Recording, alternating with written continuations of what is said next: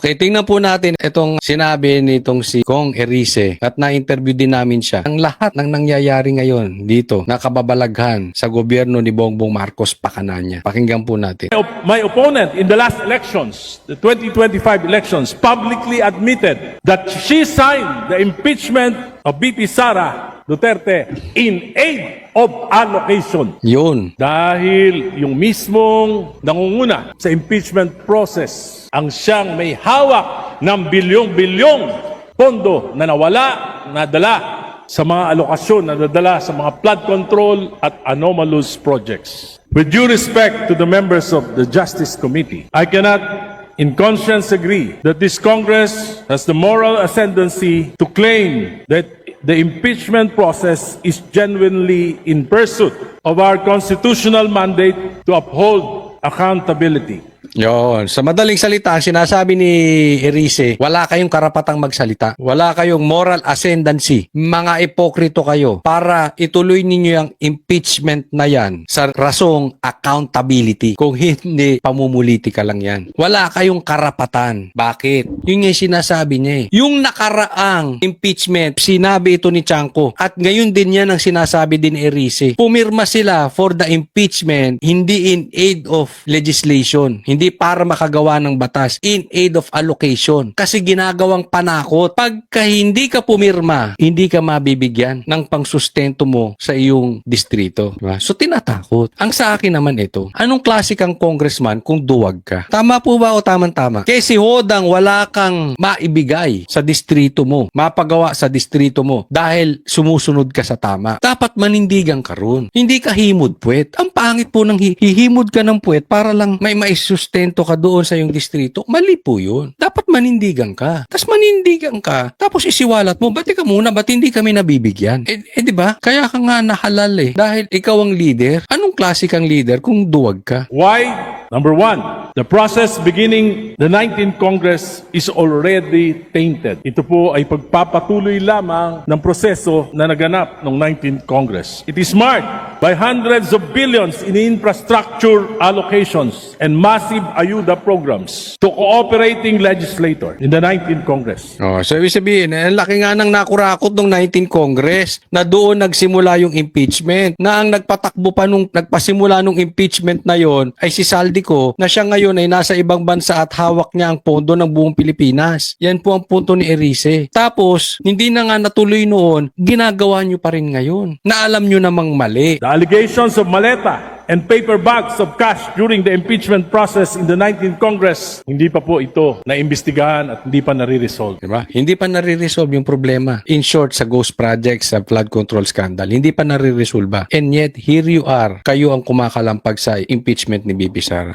Tingnan po ninyo, ang laki ng problema natin sa presyo ng bilihin, presyo ng gasolina. Ang laki po ng nakawan ng 19th Congress na nagtutuloy ngayong 20th Congress. Ang laki ng problema natin sa korupsyon. Anong inaatupag impeachment? Alam nyo, masakit man tanggapin pero ito ang katotohanan. Yan po ay hindi bunga. Yang nangyayari sa ating nangyayari ngayon na pinai-impeach si Sara, yan po ay hindi bunga ng nangyayari sa Pilipinas. Yan po ay salamin. Bakit salamin? Diyan makikita natin na ang layo na po talaga natin sa Panginoon. Diyan mo makikita na ang layo na ng bansa natin sa Panginoon. Diyan natin makikita na ang quality ng leaders, ang quality ng mga politicians natin, ang quality ng public officials natin, sobra ng baho, sobra ng dumi. Yan po ang katotohanan. At alam kong alam nyo yung sinasabi ko ay totoo. Kaya ikaw ay pula, kaya ikaw ay berde, kaya ikaw ay dilaw, kaya ikaw ay pink. Alam nyo, grabe na po ang kalagayan natin. And yet, ang inaatupag impeachment. Kaya, alam mo, wala akong nakikitang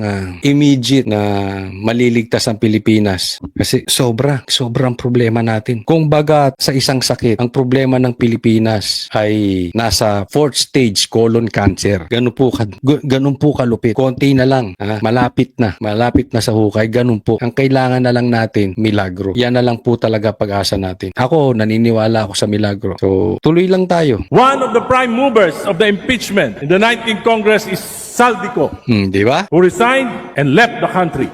Nakapagdududa. Dahil yung mismong nangunguna sa impeachment process, ang siyang may hawak ng bilyong-bilyong pondo na nawala, nadala Nangunguna sa impeachment, si Saldico. Tinutuloy pa rin ngayon ng mga bata niya. Bata ni Tamba. Sa mga alokasyon na nadala sa mga flood control at anomalous projects. Maraming mga pahayag na nakakabahala, ngunit hindi natin ito iniimbestigahan. Kung susuriin lang natin ang mga allocations sa mga distrito ng mga legislators na aktibo sa impeachment process noong nakaraan, marami pa rin mga aktibo ngayon. In particular, in the 2024 and the 2025 national budget, magugulat tayo sa laki nito. Even in my opponent in the last elections, the 2025 elections, publicly admitted that she signed the impeachment of BP Sara Duterte in aid of allocation. Natatakot siya na hindi siya mabibigyan ng pondo kung hindi siya pipirma sa impeachment. Diba? Hindi lang si Chanco nagsasalita. Kayong ibang mga congressman na duwag, kailan kayo magsasalita? Buti pa si Chanco nagsalita. Nagsalita. Tandaan po natin, si Chanco, maka-BBM. Ito si Erice, dilaw po yan, liberal. Hindi po Duterte yung mga yun, ha? Pero matapang silang nagsasalita. These circumstances put serious doubts. Is this accountability or is this about political leverage? After the impeachment vote in the plenary, let us examine the status of the four later release allocations. Yan ang nakakatakot dyan, yung FLR, for later release. Hindi ko i-release, pirma muna sa madaling salita. Walang budget, walang pirma, walang budget. Walang release kung walang pirma. Gusto mo mag-release? Naku, parang iba. Gusto mo ma-release? Marilisan? Gusto mo marilisan ng pera? Pirma. Grabe, no? Hindi naman nila pera yun. Ganyan po kaswapang ang mga politiko natin. Let us see. Yung ibang politiko naman, duwag. Himod-put na rin. Bansang Pilipinas, paikot-ikot tayo. If this correlates with how members will be voting in the 20th Congress. Yung bumoto ba ng yes, maririlisan? Yung bang bumoto ng no, at yung mga abstain, maririlisan? Malalaman natin ang katotohanan sooner or later. Yan, tetext kita. Sino? Hindi, alamin natin yan. Malalaman naman natin eh. Pag lahat ng yes for impeachment narilisan at lahat ng no, ng ayaw sa impeachment, hindi narilisan. Totoo yung sinasabi ni Chanco at saka ni Erice. Diba? Anong sinasabi? Ang nananakot dyan ngayon, si Sandro, diba kaduduwag ninyo? Kaduduwag ninyong mga tao. Kung hindi kayo manindigan sa tama dahil lang hindi kayo mabudgetan. And at the same time, kung ginagawa yan ni Sandro at totoo nga yan, or kung sino man ang may hawak ng pondo na yan at hindi kayo mahiya kayo sa balat ninyo mga animal, hindi ninyo pera yan. Magpakalalaki kayo. Lumabang kayo ng pata sa election kay Sara. Huwag kayong bakla. Ipapa-impeach nyo dahil takot kayo mawala sa pwesto at hindi mapaupo yung mga gusto ninyo at mga kakampi ninyo. Huwag kayong duwag. Lumabang kayo ng patas. Sinasabi, hindi. Ito po hindi usaping political. Ito po ay talagang kailangan may panagutan si Sara. O di demanda ninyo. Andiyan dyan ang ombudsman, no? Bakit hindi nyo paano sa ombudsman? And at the same time, malalaman nga natin. Ito yung sinasabi ni Erice. Kung totoo na ito ay political lang tong impeachment, which ay 100% positive na totoo tong sinasabi ni Chanco. Political. Malalaman natin. Pag kayo nag-yes, nabigyan ng budget. Pag nag-no, wala. Ang impeachment na ito ay maliwanag na disenyo ng Marcos administration. Hindi para malaman ang buong katotohanan at para panagutin, kundi upang pabagsakin ang kalaban sa politika at upang makalusot sa pinakamalaking nakawan sa kasaysayan ng bansa. Yon. So ang lahat ng yan ay pakana at pamumuno ni Bongbong Marcos. Hindi para habulin kung sino man ang nagkasala sa kaban ng bayan. Kung hindi para kalabanin or eliminate, matanggal ang kalaban sa politika. At ito, para makalusot sa pinakamalaking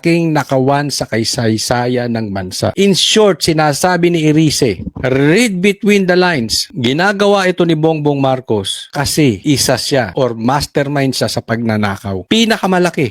Dati naman na ang korupsyon sa Pilipinas eh. I will agree. Even sa panahon ni PRRD, grabe ang korupsyon. Pero iba ang korupsyon ngayon. It's beyond grabe. Panahon pa ng tatay ni Marcos, grabe na ang korupsyon. Pero iba ngayon. Suga pa. Matindi po. At At ako naniniwala sa sinasabi ni Erice. Uulitin ko po, galit po to sa ginagawa ni PRRD. Hindi po ito DDS. Hindi ito maka-Duterte. Binabanatan ito si Duterte. Kaya kahit binabanatan niya, okay lang, opinion mo yun. Pero ako, sa mga sinasabi nito, ay agree ako. Salute ako dito sa, alam mo naman sa kay Coach Oli, sa Banateros, pag tama, palakpakan, pag mali, banatan.